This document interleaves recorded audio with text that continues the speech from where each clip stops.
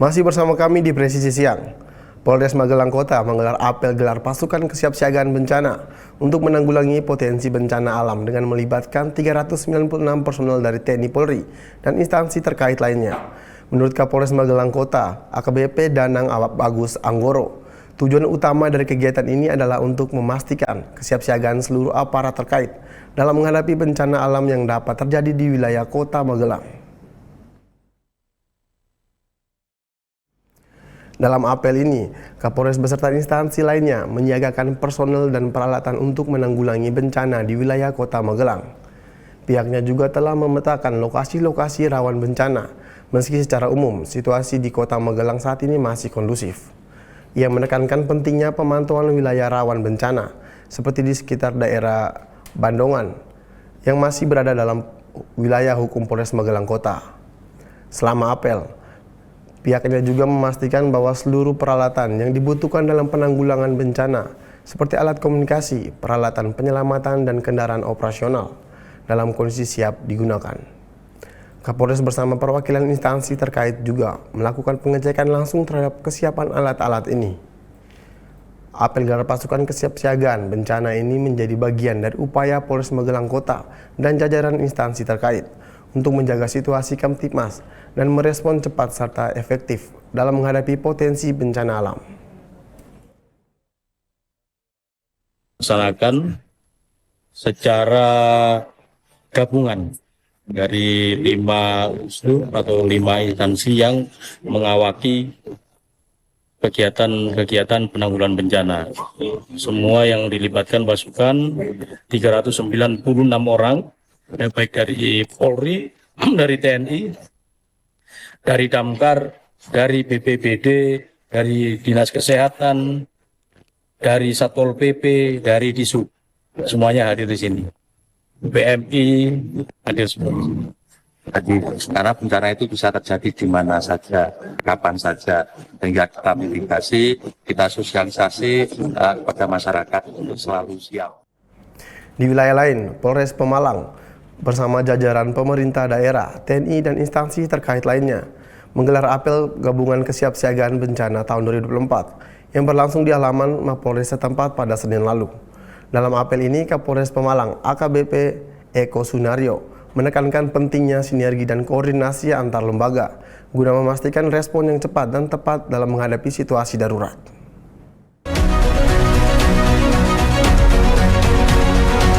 Apel gabungan dalam rangka kesiapsiagaan menghadapi bencana tahun 2024-2025. Apel gabungan ini sebagai langkah nyata terhadap seluruh penanganan bencana yang menjadi tanggung jawab kita bersama, atau sinergitas antara TNI, Polri, dan Pemda.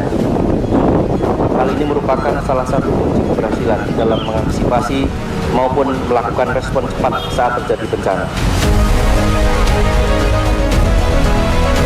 Kabupaten Pemalang secara geografis mempunyai banyak variasi bentang alam, antara lain sungai, perbukitan, dataran rendah, dan pantai yang berada di wilayah utara Kabupaten Pemalang sangat rawan bencana.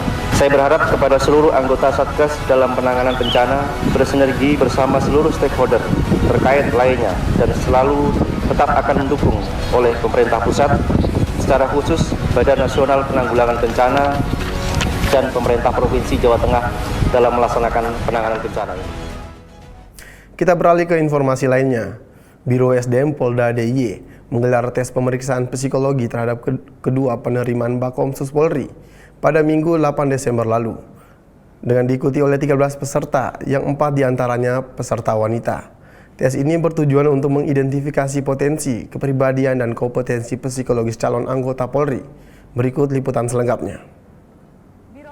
Polda DIY menggelar tes pemeriksaan psikologi tahap 2 penerimaan Bakomsus Polri tahun anggaran 2025 Panitia Daerah DIY pada Minggu 8 Desember 2024.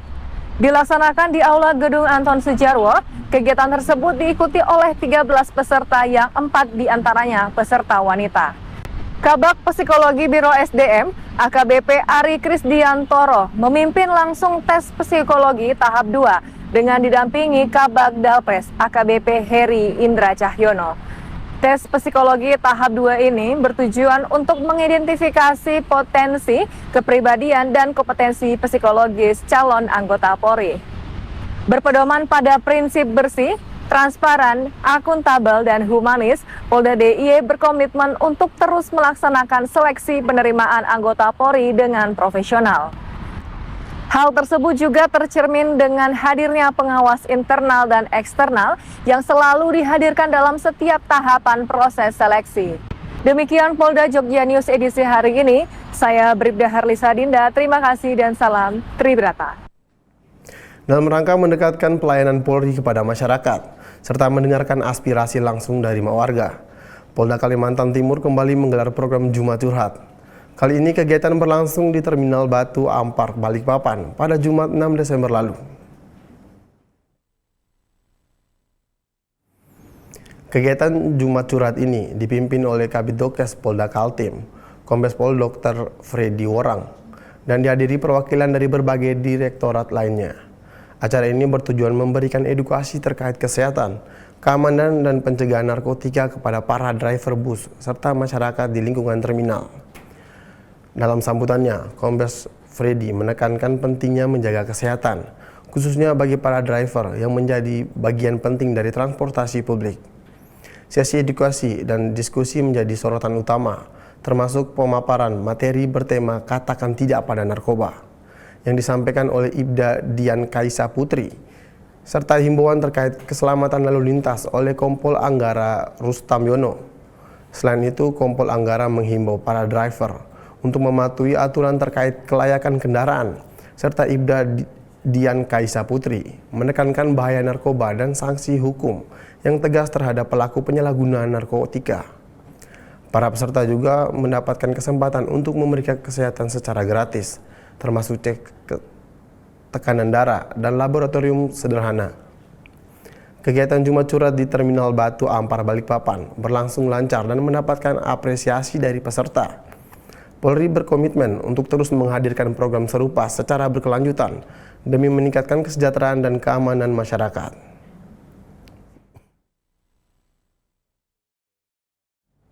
Dalam rangka suksesnya penyelenggaraan Pilkada 2024, Polres Simalungun menggelar acara doa syukuran dan bakti sosial pada 6 Januari 2024.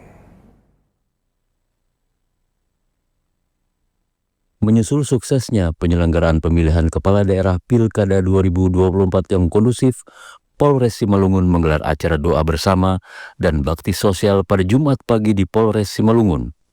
Kegiatan dipimpin langsung oleh Kapolres Simalungun, AKBP Coki Sentosa Meliala. Acara dihadiri oleh sejumlah tokoh agama, pemerintah daerah, serta instansi lainnya. Kapolres Simalungun AKBP Coki Sentosa Meliala mengapresiasi kinerja seluruh personel gabungan atas keberhasilan pengamanan Pilkada di 2007 TPS yang tersebar di 32 kecamatan meski di tengah kondisi cuaca hujan pada hari pencoblosan.